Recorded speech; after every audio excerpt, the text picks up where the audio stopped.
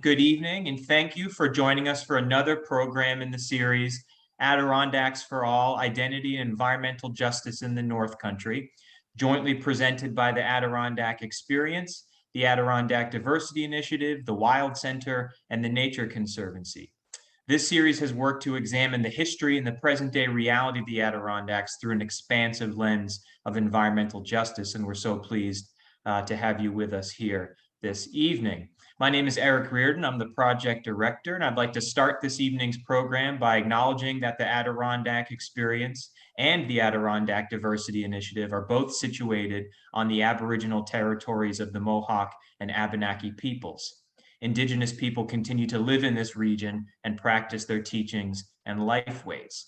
This program this evening, titled Towards a More Inclusive Adirondack Wilderness, features a conversation between Klarisse Torriente, Robbi Mecus, and Nicky Hylton-Patterson. Klarisse Torriente is an Afro-Latina social worker and lifelong adventurer born and raised in Newburgh, New York. Through her high school's distance team, she was able to better connect with the land through running, hiking, and swimming. She moved to the Capital District in 2014 to get a master's degree in social work. It was around the same time that she began to hike in the Adirondacks and fell deeply in love with that region. Through many, many solo hikes, camps, and group experiences, she has found opportunities to heal and emotionally co-regulate walking on Adirondack ground. She became a volunteer summit steward in 2021 and was the first Black human to be in that position. Her goal in life overall is to create opportunity and empowerment for marginalized folks in our society, especially people of color and low-income humans in pursuit of joy. Robbi Mecus is a resident of Keene Valley and has been a New York State Forest Ranger for 23 years, 9 of those in the Adirondacks. She is an avid rock and ice climber, as well as a single parent of a 9-year-old child. She is also the first woman to work as a New York State Forest Ranger in the High Peaks region of the Adirondacks, also the first openly trans forest ranger in New York State. Robbi believes it is important to explore the intersection of policing and the law enforcement role of the forest ranger and how that affects different communities who recreate in these spaces, namely the Black and Brown communities and the LGBTQIA community. Nicky Hylton-Patterson joined the Adirondack North Country Association family as the director for the Adirondack Diversity Initiative in December 2019. Her journey from St. Catherine, Jamaica to Saranac Lake is one marked by lengthy sojourns in Trondheim, Norway, Elmira, New York, and Tempe, Arizona. A relentless advocate for justice and equity, Nicky brings 20+ years of experience as a community organizer, an educator, activist scholar, and diversity and inclusion subject matter expert and practitioner to this role.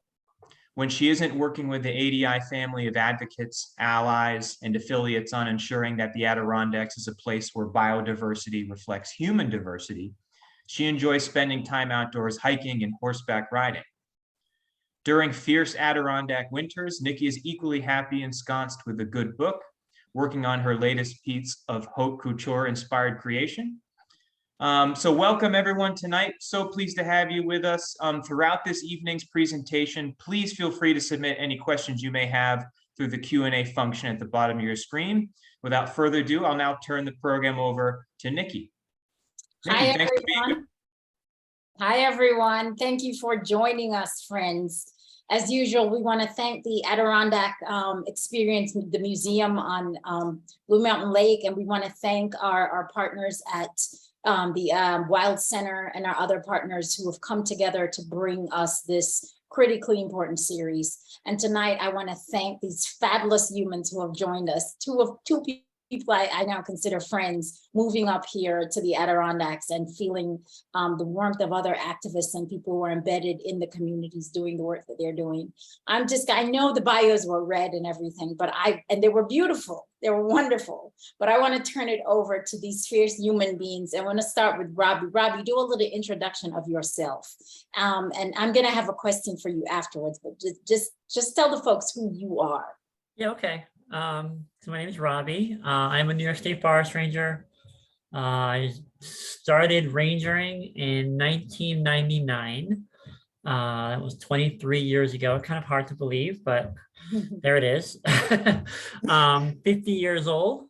Just turned 50 this past year. So Oh, happy belated. yeah, thanks. Yeah.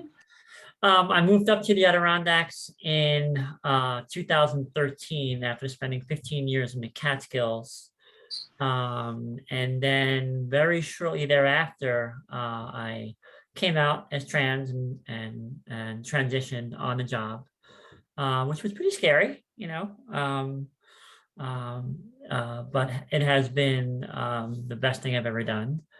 And yeah, so I'm just existing now and trying to sort of represent the community, you know, in the ranger world, in the outdoor world, in the, you know, the Adirondacks in general. Yeah, I'm a rock climber, ice climber. I kind of enjoy those things. This is a little background about me. I have a 9-year-old daughter who's sitting right back there somewhere. So while I do my work, she's watching a show. So, All right. yeah, that's pretty much it in a nutshell. That's who I am. Thank you, Robbi. Thank you so much. Now, my friend Klarisse, like they did in Silence of the Lambs. Folks, when I met Klarisse, she told me, this is how you pronounce my name. Just remember what the doctor said, Klarisse. Yes, sorry, that was just an aside. I had to say that. No, I Klarisse, always have to do welcome. that. Thank you, Nikki. And can everyone hear me okay? Just tell me if I know my video is probably okay. Good. I'm Klarisse. Thank you for the warm introduction, Nikki and Eric. I'm really privileged to be here in community with Robbi as well and having this conversation. And yeah, I am someone who loves the outdoors. I'm sitting in Blue Mountain Lake at an inn. I have been doing the Northville Placid Trail with my partner now since last Thursday. And although we talked about I am a social worker. That's what I do for work, but how I like to spend most of my free time and where I feel the safest is actually usually outdoors. So I took all my vacation time of this year to get rained on in the woods for a little bit over a week. And it's been a great experience thus far. I moved up here. Well, I moved to the Capital Region, like what Eric had said in the introduction in 2014. And I always have been very curious about the outdoors for as long as I can remember. And I've always wanted to learn more. And I've always found myself more in nature than I have in the cities I've lived in. And so I became a summit steward. Last year was my first season. I never became a summit steward to be like the first Black summit steward.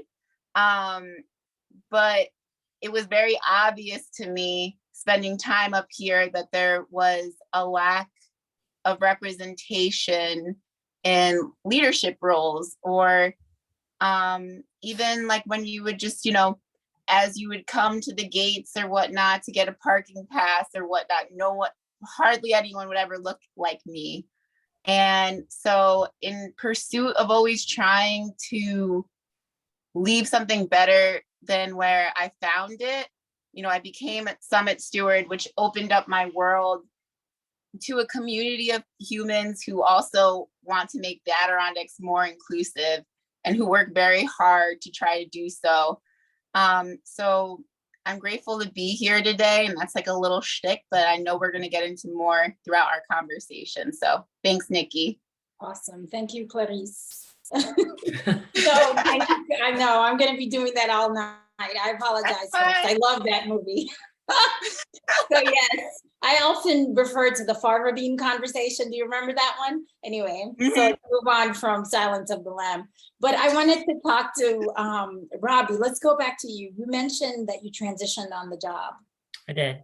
What was that like? And especially in the context of being a law enforcement agent. Yeah. It was really scary. It was really scary.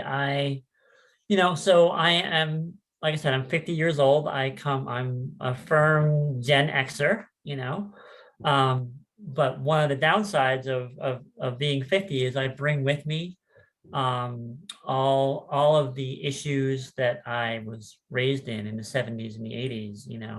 There was, a lot of homophobia, a lot of transphobia. There still is. Mhm. So when I realized that I needed to transition, I knew that the way people saw trans people was different than how I saw myself. And Nikki, so you talk about Silence of the Lambs. Yes. Silence of the Lambs is a great movie. It also happens to be a very problematic movie Mhm. for Yes. trans people. Yes, it is. Yes, Or, it is. So coming out was, I thought I was going to have to quit my job to come out. While I was protected through state, mandates on the workforce, this is a job that involves a lot of public interaction and a lot of interaction with your coworkers. And if you can't really get along with your coworkers and the public and other agencies, it'd be very difficult to do your job. So I was very certain that I was going to get sort of, driven out, and I was willing to accept that in order to come out and be who I needed to be. But honestly, my experience was pretty good.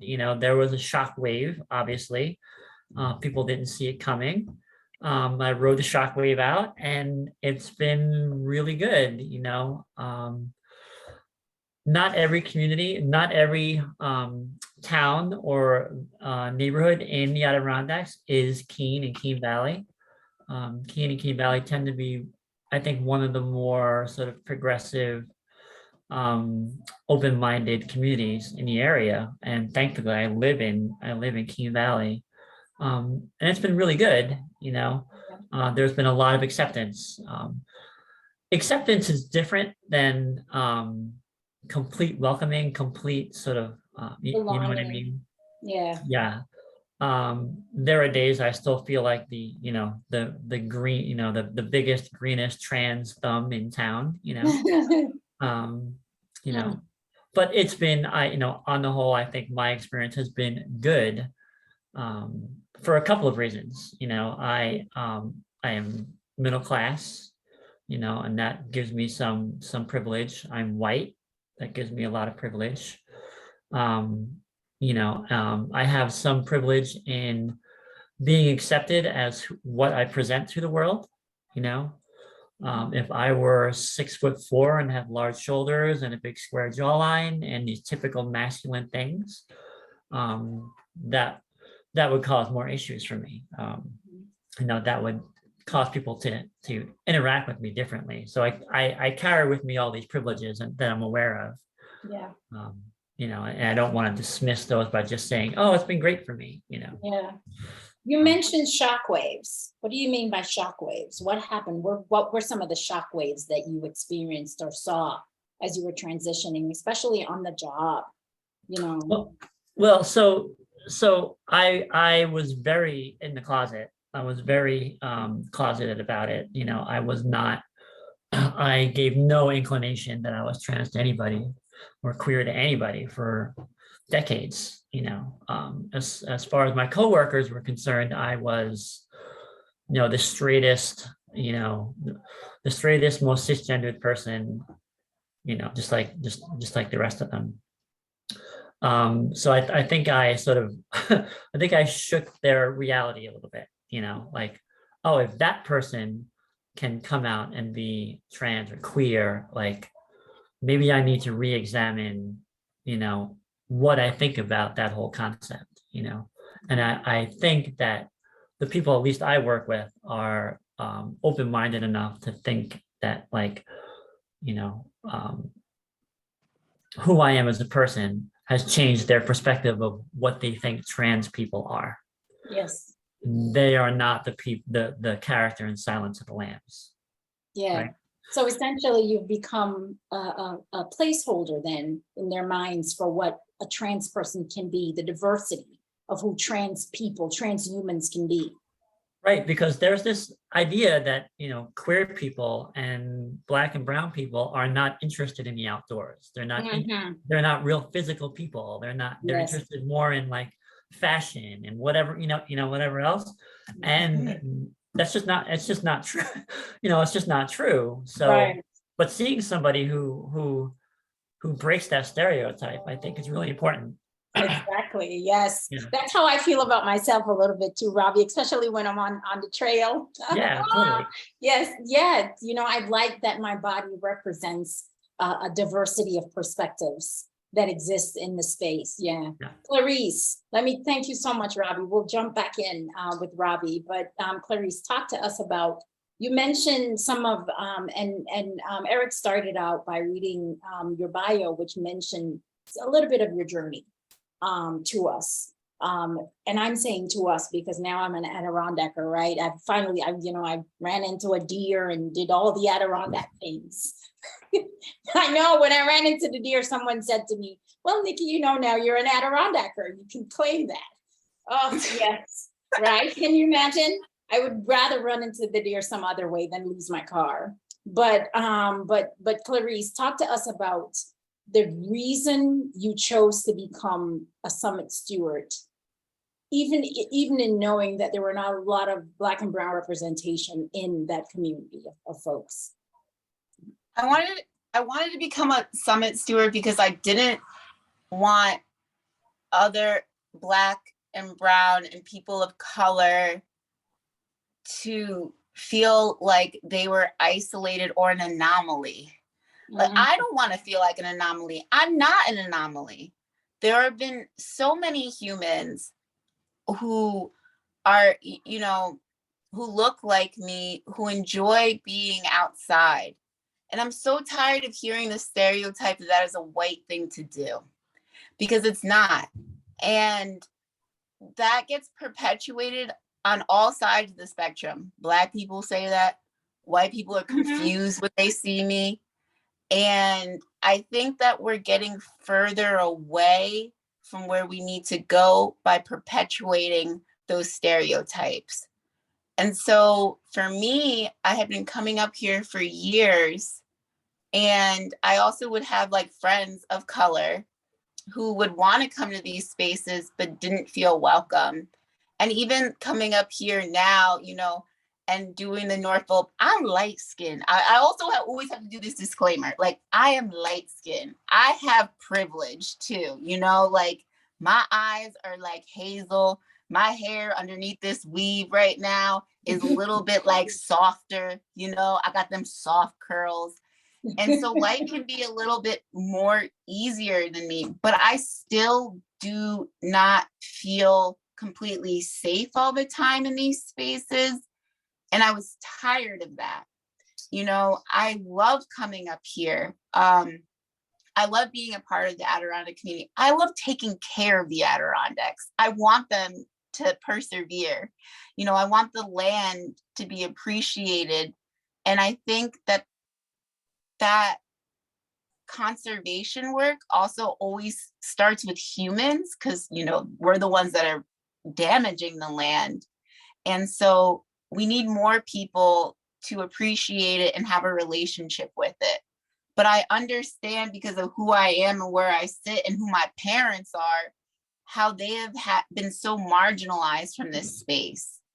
And so in my pursuit of, first, like stepping back and realizing that nature was a huge part of my healing, and that nature was somewhere where I could really hear my own thoughts instead of hearing other people's thoughts. And you know why I like the Adirondacks the most? Because I have no service here. That it's something that I realized, especially like doing the NPT. It's just like, you can really go back to the basics of life. Yeah. And like, you have to be present. I don't want to trip and break my ankle and have to call Robbi. I don't want to ruin her day. Even though I'm not in her encashment area, I still don't want to do that. being out here and being on the trails really beckons your presence. And that's something that I needed in my life, because for so long I had been worrying about like what other people thought about me. You know, all these other things that took me away from myself. Yes. And I feel like I found myself more in this space in solitude. I also, you know, want to understand the land a lot more. And I think that a lot of people who come from experiences similar to mine, you go to elementary school, junior high, high school, and college, you take classes, but you're not going to remember what compound leaves mean. You know, you're not going to, that's a tree. I've spent this whole this summer to try to realize like, well, what kind of tree is that? You know? Yeah. And not just that's a tree, you know, you go by trees when you're driving, you go by trees when you're walking, you don't know the different types, but there's a whole black and white coloring book of life that needs to be filled in. And for a lot of people, it still remains black and white. And I don't want people to feel like that this is not for them. I don't want people to not be curious about what's going on around them or in these spaces and whatnot, because that's been so important to my life. But I think that people aren't curious because they've had doors closed in their face. Mm-hmm. And, you know, there are a lot of humans, especially in the Adirondacks, because of the terrain. And I do think it comes from good places that kind of can be very policey about these spaces too. There are a lot of inhibitors that prevent people from coming here and accessing this area. And So because of my... Yeah, what are those? I'm going to cut you off and ask you, what are those? You mentioned two things that I want to zero in on. One, you said, sometimes you didn't feel very safe. And another thing is, what are the obstacles to people coming up here, especially people, minoritized folks? Okay. Yeah. So what are some of those? So, okay, not feeling safe. Like there's Confederate flags everywhere up here. What the hell are these flags for? I don't know what those flags mean. I was asking my boyfriend that. I was like, what do you think that people are flying these for? Like, because in my mind, I see a Confederate flag, and as a Black human, I say, okay, you don't like me. That's what that means to me. Because I never had a conversation with somebody flying a Confederate flag, because I don't know none of them. I just come to these spaces and I see them all the time, and I feel like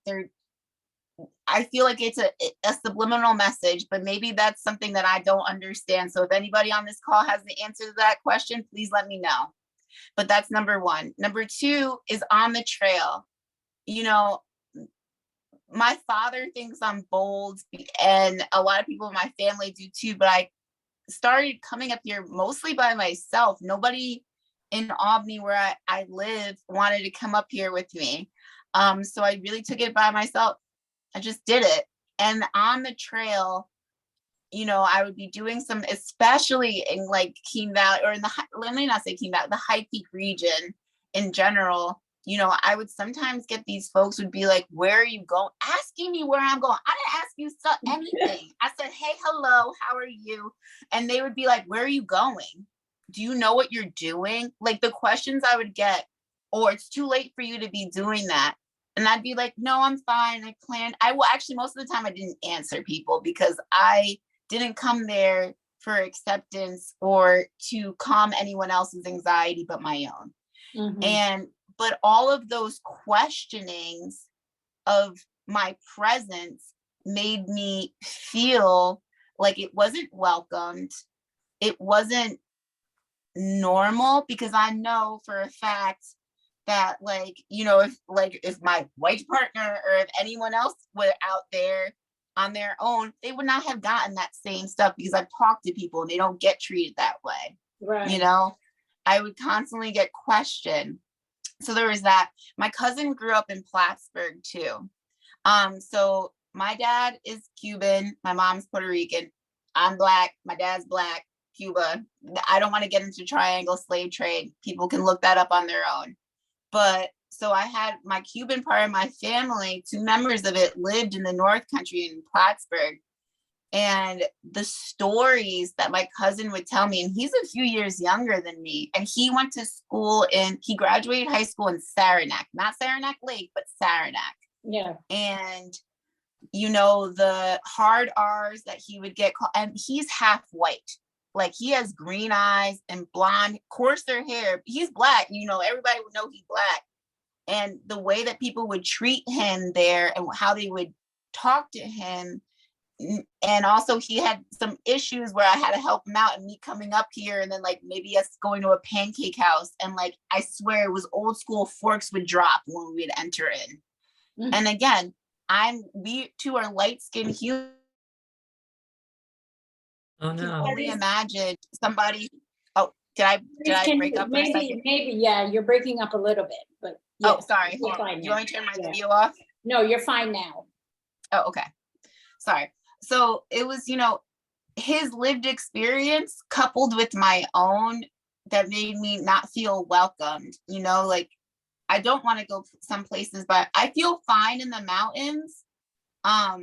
But going inside these towns, some places, I get really nervous. Gas stations, I get so nervous and whatnot, because not that I think that someone's going to physically hurt me, but the words do enough, you know, the words and that constant reinforcement that either you're not good enough, it feels like, or you're not worthy, or for some reason I know less, I'm more ignorant, really impedes one's confidence in this space.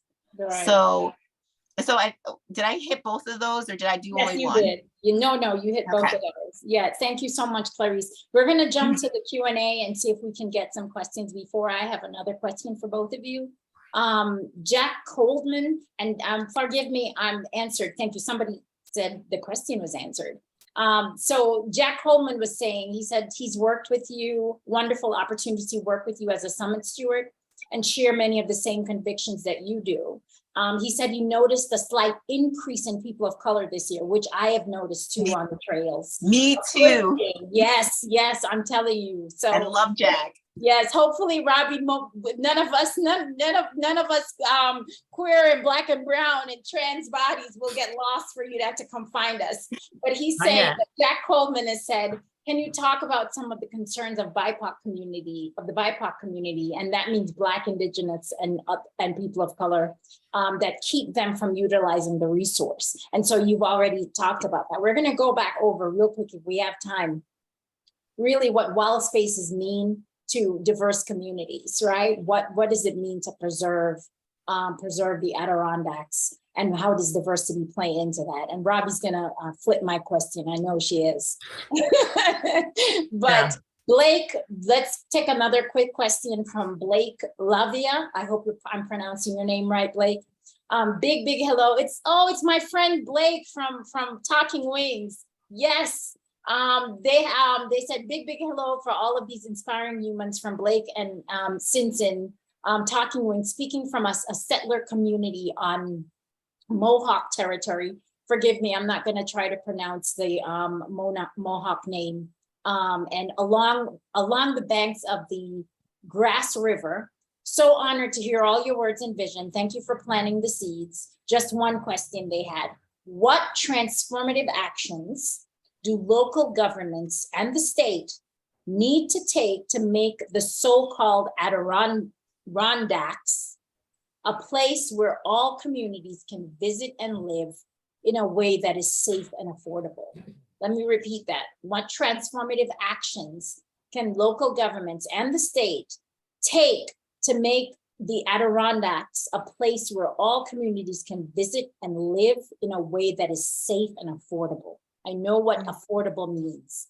Yeah, talk to me about a way that is, what can the state, local government and the state do to make the Adirondacks a more safe and affordable place to live for all people? Robbi, why don't you take that one? Yeah, all right. Big question.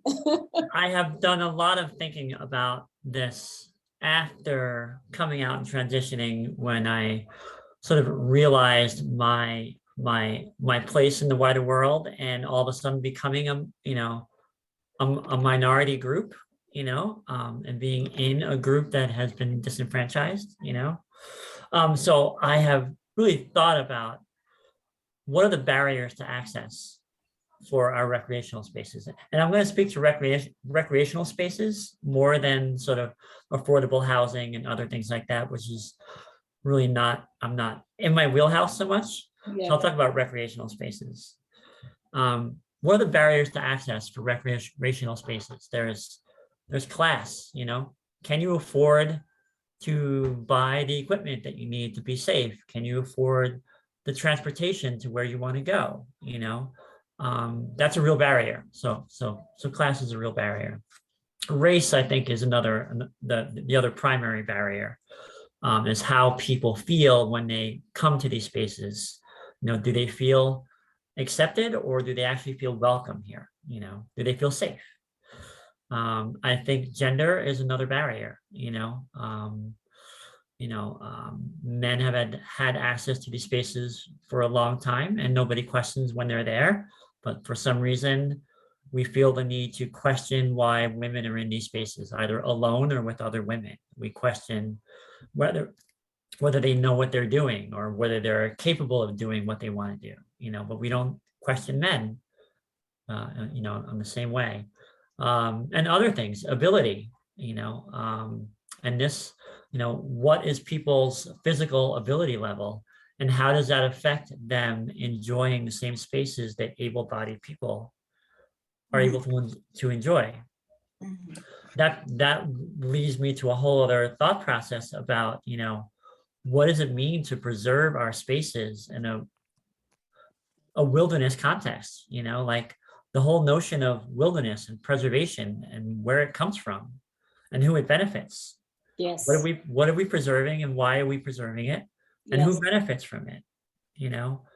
The whole notion of wilderness comes out of a European construct that completely dismisses the fact that indigenous people lived on and maintained and used the land before we were even here. Yes.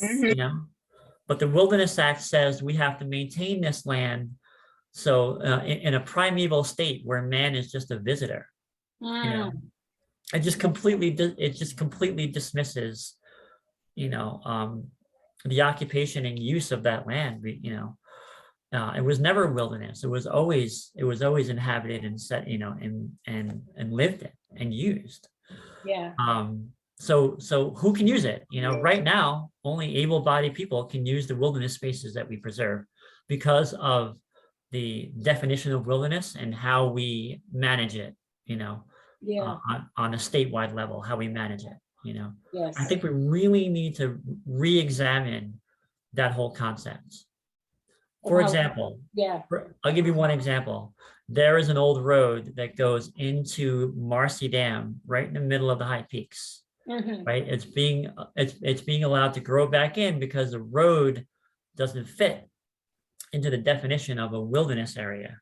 Right? We're not allowed to have roads in wilderness areas. So that road is naturalizing back in on itself.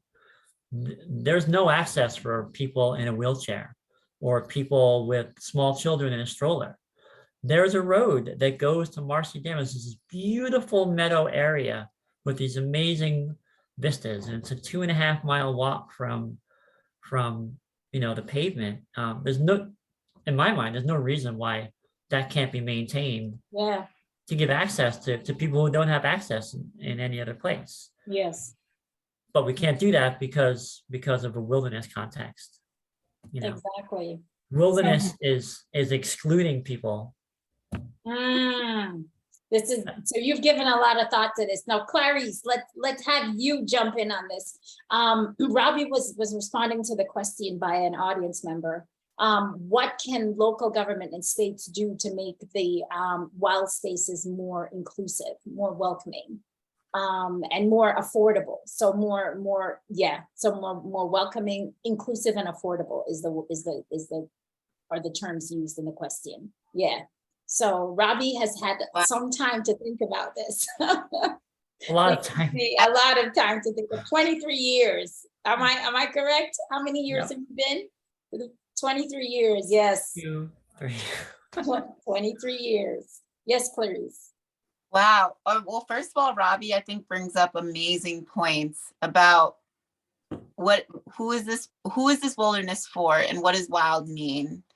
And I really think that words matter. And I think that you're right, that we have to think about the way that we are framing this region and this space moving forward. I appreciate you. And I just want to say thank you, because I really like your perspective. For me, it's always been, you know, who has access and how. This area is really, this area is hard to get to unless you have your own personal car.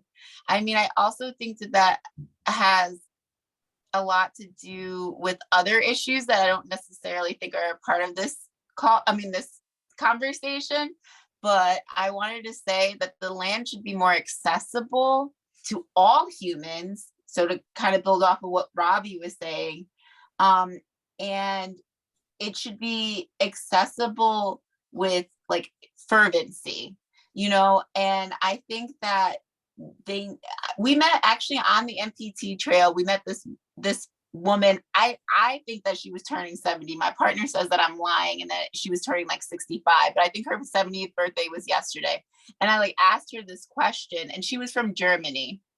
And her family lineage is from Germany. And she was like, in Germany, there are trains that link people to all of the, natural spaces. You don't need a car to be a part and to take part in these spaces. If you grow up in the Bronx, you are not going to think about a way to get all the way up to the Adirondacks, because there isn't. You're going to go to Poughkeepsie and that's it. You're going to think you're by Canada. But yes, I keep telling people that, Klarisse, I tell people that for the people for most Black and brown people in the Bronx, the upstate is Poughkeepsie. Okay, they make it up to Poughkeepsie, but not only that, we're also need to think about what upstate means in the consciousness of diverse folks in the city. What does upstate represent? And a lot of times upstate represents the prison industrial complex, right? Exactly.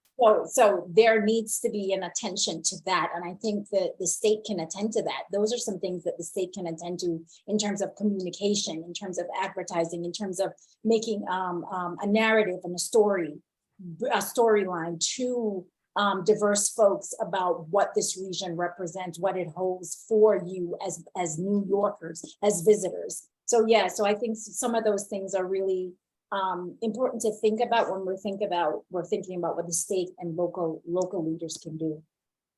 Also, it's just like I think, in terms of access, is what it's because now I live in Albany. Albany is Black as hell. Like Albany has tons of people of color. Tons of people of color. Robbi, you did work in the Catskills, you tell me. And even in Syracuse, Buffalo, Black and brown people aren't just concentrated to Westchester and below. And the amount of humans I meet in Albany who have no idea what the Adirondacks are, who say they have no idea what the North Country means. Mm-hmm. And I think that, it's also the state really has to come to terms with how it has, first of all, marginalized people and the true history of New York State. Black people have been up here forever. There's a diner across the street from me that is owned by a Black man. I learned that today. I think he just bought it, but he's here. His name is Daryl, and in Blue Mountain Lake. So the idea that there are no Black people, no people of color here, and that they have never existed here other than in being in servitude to white people is a farce. And that goes back to also the indigenous history, but also the Underground Railroad.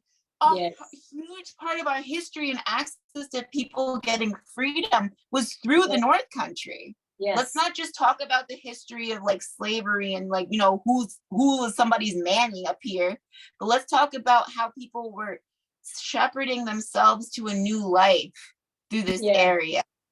And I think that there's a lot of strengths. I think that I think we get caught up in, trying to make sure that I don't know, that faces are shown And sometimes that history is limiting. And to be honest with you, I don't want to hear about how all the time that Black people were here, but they were, working in the kitchen.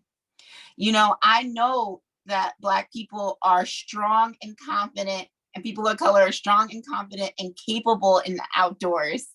And there are history of them being that way here. Yeah. I was reading the book Blacks in the Adirondacks. Yeah. That was, Oh, yeah. and I was reading these fascinating things about hunters and trappers. I'm like, let's talk about them. Let's not just settle on, the Timbuktu was really important, but they were given unfarmable land. I want to talk about a new future. What do we want out of this space? And I think that Robbi was like starting, and Nicky too was starting to unfold about this. Like, what do we envision this space to be? I don't think that we can look to our past and see the future anymore. I think that we have to be a little bit more creative about how we are bringing, a new existence to light. And I think a lot of that has to do with multi-generational work on a social level. Like, it's not just about bringing the kids from the city. I love that. Don't get me wrong. I was one of them kids. I wouldn't be here today if I didn't have that opportunity. But I need that kid's mom to be just as happy and excited about this birch tree or this moose or this beaver or this lake as that child. Because if she isn't, then she can't continue to reinforce the importance or just the joy that recreation can bring people. Yeah. That's why the ADI brings up families. That's why we try to bring up, as much as possible, we try to bring up families so that the adults can have an eco immersion as well. They can have that experience with the land and with the wilderness as well, which is critically important. Klarisse, you mentioned something about envisioning a future of the Adirondacks, and I want to turn this back to Robbi. Robbi, we were talking earlier about the importance of, I was talking about the importance of diversity to preserving the wild spaces. What kind of future do you envision in terms of the importance of diversity to preserving these wild spaces, or preserving wild spaces to diversity? So I think diversity, getting diverse peoples here and recreating is going to allow, I think it's going to allow us, those diverse people are then going to advocate for their own access and improving the area for others that come after them, right? So like the more diversity we bring in, the more they're going to advocate, and the faster, I think the faster change will happen. Yes. Last winter we held the first ever in the United States queer ice climbing festival. It was right here in Key Valley. We had 35 queer people from all over the Northeast come in a blizzard and spend a weekend ice climbing and hanging out with other queer people right in Key Valley, right? And the vast majority of those people had never come to the Adirondacks. They were from Boston, they were from New York City. They might venture as far as the Catskills, but they just don't see the Adirondacks as a place for them to go. And I want those people to feel like they're not just accepted, they're welcomed here because they make this a better place. Yes. They certainly make it more interesting, Yes. but they make it a better place because they bring different perspectives, and then they advocate for positive change, Yes. So that's where I want to see us go. I want to see us, I want to see different communities of people start to advocate for what they want, and not just straight middle-class white people advocating for the same things over and over and over again. We have to re-envision what we've always done and question everything we've done, and do those things either intentionally or unintentionally, exclude people. Yeah. And there's the things that, like a wilderness area, these are things that have been held sacred in the Adirondacks. We have to question them. question, yes, who's it's sacred for? Just Right. like how when the discussions around the overuse of the peaks. And I Yeah. talk about who's overusing the peaks, which bodies are we talking about, right? Right. This question about thinking about the future actually came up after I asked the question. So someone, Blake again, asked the question, what is the most beautiful future you can all imagine for the Adirondacks, let's say in 10 years? And what are your dreams and how do we get there? Right? And Robbi, you just started us off. So I'm gonna ask Klarisse to pick it up here. What is the future, a beautiful future you can imagine in 10 years for the so-called Adirondacks? And what are your dreams and how do we get there? Oh, I think off the top of my head is that people would feel safe and secure and welcome. And I don't care if they're, I mean, I'm not saying like in a recreation that necessarily like saying they're like feeling safe going up Cascade. Like, no, that's on them individually. Like they got to get there. But I'm saying that they don't have any outside entities that are negating their access to joy. That is just like I don't want to feel like I have to come up here and think about where I'm going, what I'm wearing, like I don't want to be worried that somebody is going to physically harm me or emotionally harm me. And again, like what I said earlier, I'm mostly worried about the emotional harm because that happens more frequently. Yeah. So I envision a place where all of New York's inhabitants, able-bodied people or not, can come up here, and feel like they are safe and welcome. I think that most of us that frequent this area who are not white, cisgendered humans often have that question in the back of the head of like, am I gonna have to deal, I'm sorry for cursing, with some bullshit today? And I don't want that question anymore. I want people to feel like they're at home here because they are, Yeah. That's, and how do we get there? I think that culture takes a long time to change, but in order to change culture, you have to have a collective of people who are doing things and thinking differently. Yes. And I think that I've been seeing that, in the times I've been here, and Jack and I used to talk about like Jack trained me to be a summit steward. I owe Jack a lot. I'm very grateful for him. And we would have these conversations because he had been Jack Coleman, yeah, and he'd been frequenting this region for a long time. And I said, Jack, like, I just want people to come up here that more look like me all the time. And I know that they want to. Again, it's not, I'm not special. It's because of like what I said earlier, those looming thoughts of what will happen. What do I have to deal with? You don't want to go out of your way to go on a vacation to have a good time and think about all the bad things that could happen or that will tear down your spirit. And I think that culture change happens also, like, I'm going to kind of throw it back on the communities that are up here, the people that live up here. I think that people who know other humans that are regurgitating this completely what's the word, discriminatory ethos, ideologies, and nature, they need to be called out, they need to be educated, they need to be humanized. I think that up here, because of how I keep using this word, but how marginalized people are from like the cities and whatnot, they're stuck with their own ideologies that are in the past. Exactly. Not even in the past, that are just inhumane.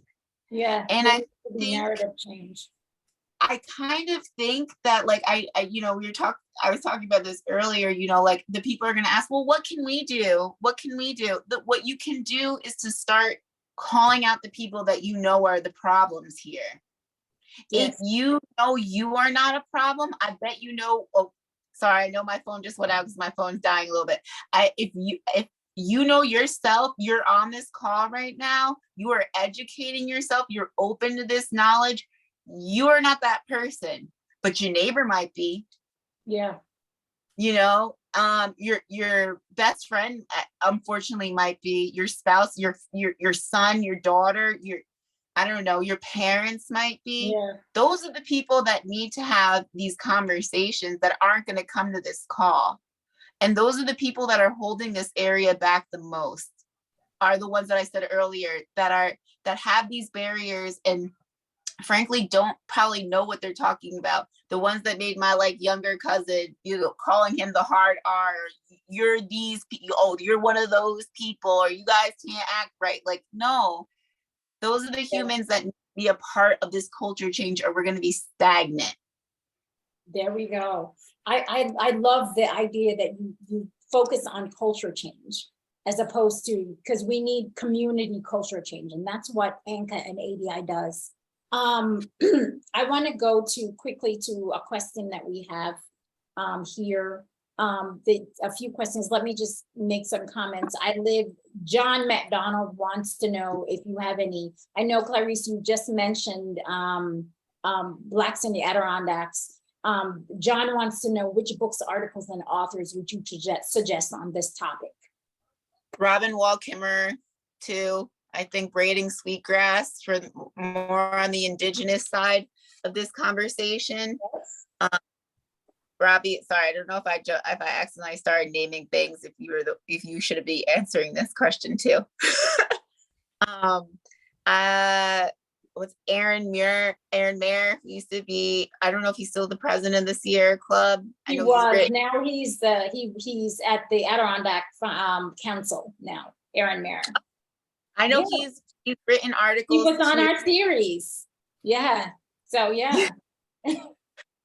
So there, the Adirondack Experience Museum this fall is opening actually a new exhibit about Blacks in Adirondacks, Blacks in the Adirondacks as well. So I think that I would go to the museum. The museum already has a tasteful piece, already also has, I think, a really good substantive indigenous piece. Yeah. Outdoor Afro, I'm an outdoor Afro leader in the Albany area. They constantly are publishing articles about, Black history in the wild all around the world. Yeah, so I think that's what I can name off the top of my head. And Robbi, any thoughts on books or articles people can read on the topic?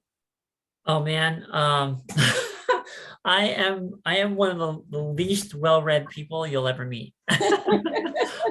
I used to read a lot, and all of a sudden the reading has become this like sleep aid. I start reading and I just immediately fall asleep.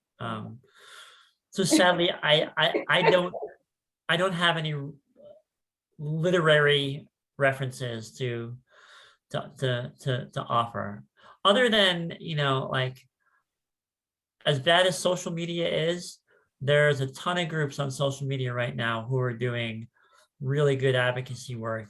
Brown Girls Climb and Yes. Afro Outdoors, and like lots of things. Yeah.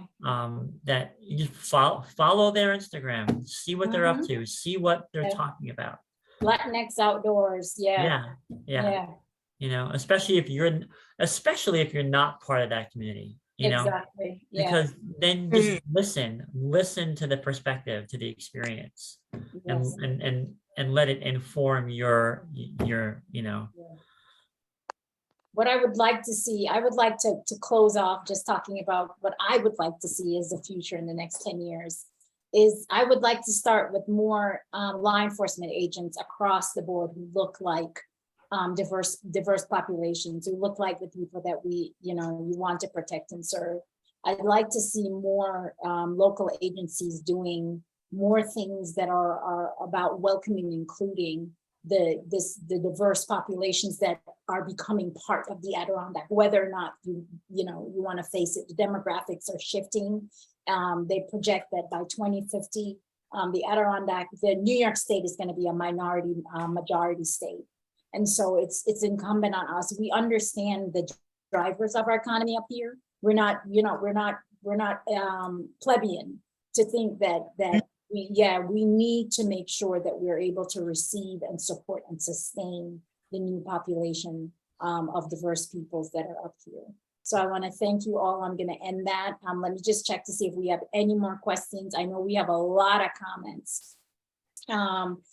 Tracy Schrader, I'm going to end with a comment from Tracy. I think town village leaders should be encouraging diversity training for themselves and employees. Yes, that's great. And we do provide those services at Adirondack Diversity Initiative.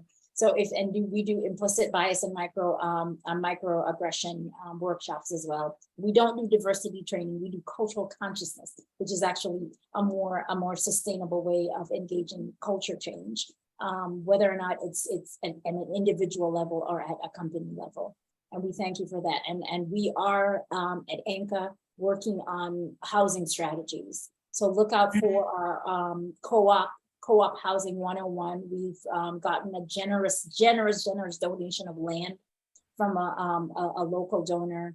And we are working with the community partners to turn that into a co-op option, option for community members. So yes, so people, different groups are doing different things when it comes to making homes affordable for working folks. I'm telling you, I've experienced the challenge of finding housing here in the Adirondacks, and I know that if we're asking folks to relocate, to visit, to come here, to live, we have to be able to provide those things that will sustain entire families and entire communities. So I just want to end that. Any closing remarks by our panelists, Robbi, Klarisse, anything you want to close on? No, other than you and I still have to get out and go for a hike. Yes. Oh, by the way, I finished my Saranac, and I'm saying this for everybody to hear. I finished my Saranac 6er. I finished my Lake Placid 9.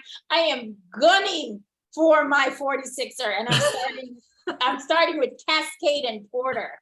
Yes. Let me know, and I'll go up with you. Yes, please. Yes, please. Okay. I love that. But I don't actually go hiking alone. I love the idea of having a partner. It enriches the journey for me. So, Klarisse, do you have any last words you want to say? No, other than I hope that this conversation continues. I think that there's a lot that we all can learn, not that we can learn, that we will learn. And I hope that, we can start working on that culture change. And you both owe me a hike. Come up there when I'm Cascade.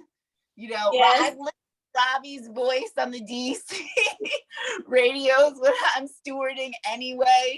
So I really look forward to growing with all of y'all, and thank you for this opportunity. It's always a pleasure.